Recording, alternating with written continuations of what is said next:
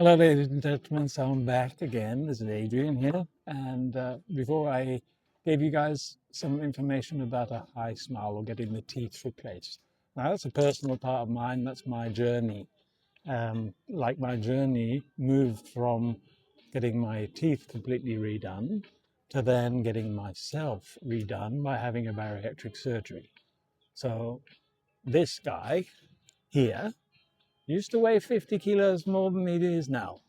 Yeah, I mean, not bad, right? Because before I used to be like, whoa, amazing. I had some BMI, I think something like 39 or 40 nearly. I was 50 kilos more than I am now. This is not rosé, by the way. It's water with a bit of a vitamin inside.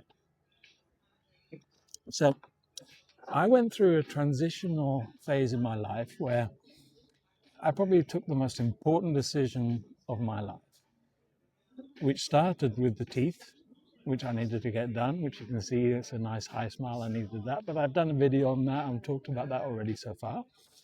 But fortunately, I had the chance to have some very, very dear friends of mine introduce me to the topic bariatric surgery, which I myself had studied before. I was looking at it because the doctors advised me, because I had I had diabetes, I was overweight, I had all the comorbidities you can possibly imagine. You know, I've got the back problems. I was walking with a walking stick. In fact, before I didn't even really know what activity was. I'll give you an example now.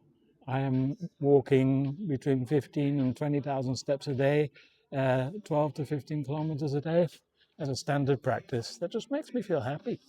And then, so I was told, actually, sorry, I'm jumping a little bit, but I was told before, move it, because you need to move it so that your metabolism works and gets better and improved, especially after this bariatric surgery. That's extremely important to get going. Move, because bariatric surgery is actually just a tool. So I guess you do your homework. You better do your homework before this, because it's something you do not go back from. It's a one-way journey, but it's a great journey as long as you take care and do it yourself.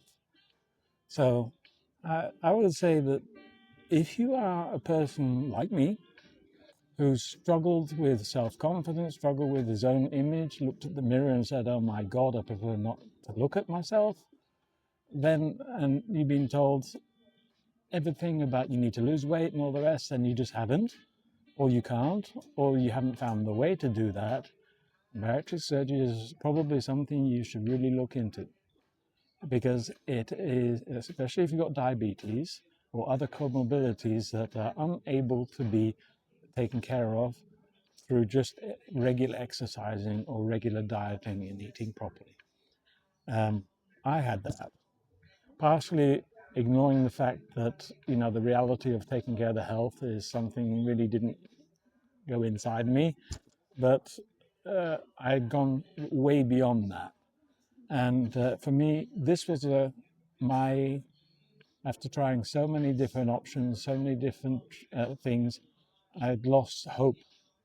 I really had no desire to want to live. I had no real desire to want to go on to the next journey until I found out what we could do here.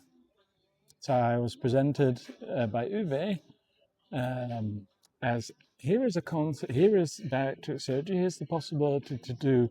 I had actually two surgeries, one in one, because I had an umbilical hernia, which is basically your belly button was blown out, and I had the vertical gastric sleeve surgery done here, not the bypass surgery. So they take about between 60, 70, 80% of your stomach away. So just technically, I mean, you can look it all up yourself, but you go from a balloon to a banana, right? And then you got to live with that banana, and that's the maximum you can put it. So just understand, when you go through this surgery, it's a means to an end. So it's a tool for you to take care of your new you, because you will end up becoming a completely different person. physically, mentally, and you will just live inside a new home. And your home will be your body, right? And you want to treat your body and your home. Just imagine having a home that looks like a complete disaster. I mean, you won't renovate it, you want this, you want that. So your home becomes your sanctuary, your home becomes your blessing. And for me, this was just the best decision of my life. So it's been a journey into absolute, like a lot of people look at me and they just say, oh my God, is that you, Adrian? Oh my God, what happened?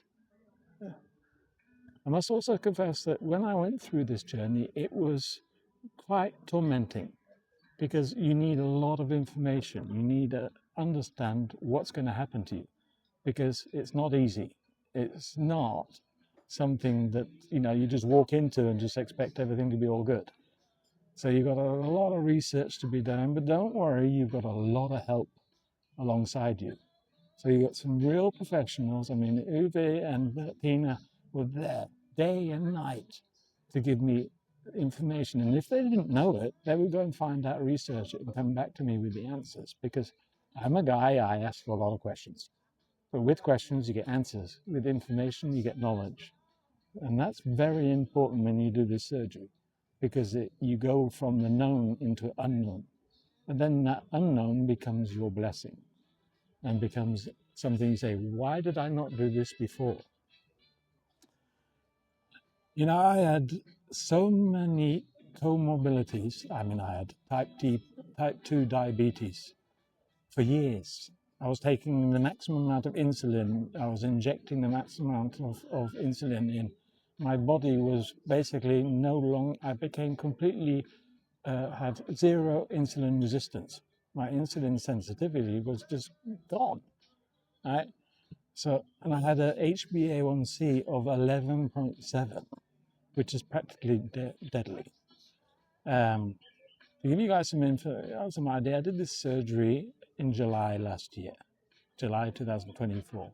It's now 15, 16 months later, 17 months later. I've lost 50 kilos. I've gone through diabetic remission, so I no longer take any oral medication or any insulin anymore. And my HbA1c is now 5.8, which is way below the 6.5 threshold. I no longer take any blood pressure tablets anymore, blood thinning things, practically all medication I've stopped. And by the way, one thing I forgot to say is I was asked to stop smoking before the surgery. Actually before the teeth were done, but let's say after the teeth, I did have one or two, I must confess. But before the bariatric surgery said, no, with diabetes, what you got, you'll die on the operating table because your blood sugar is so high. Your blood will just flow out of you. So you must stop smoking at least 2 to 3 weeks before, which I did. I stopped alcohol as well. So it's now been 16, 17 months. I am in diabetic remission. I no longer drink any alcohol and I don't smoke anymore. I actually went to get my lungs checked and they said, oh my God, you say you've smoked for 40 years, but there's absolutely nothing there to be seen. So you are very, very healthy, Mrs. Carr. So, this is a journey that don't go on it like we're just like, oh yeah, let me try. There's no trying, it's doing, because there's no way back. But you won't want to go back once you know what it can do for you. But don't forget, it is a tool. So it's something for you. They gift you with the fact that they're going to give you the chance for creating a new life. Take it, use it, work with it, enjoy every day, because today is today and tomorrow will be a new day. And learn from what you go through and the experiences and talk with people. There are groups, there are people, you're not alone. Yeah? Because you'll have a million questions. Because how do I survive on 200 calories? Well, I have 300, that's like way below the standards. But you do when you know how it works. Do your research, understand what you're getting into, but don't worry, you'll be taken care of from start to the end. Because they will follow up pre-exam, during the operation. They will take care of you from day one all the way through until whenever that day ends. And that day could be when you go, if you want, because you will always be a permanent customer of Uwe and Tina.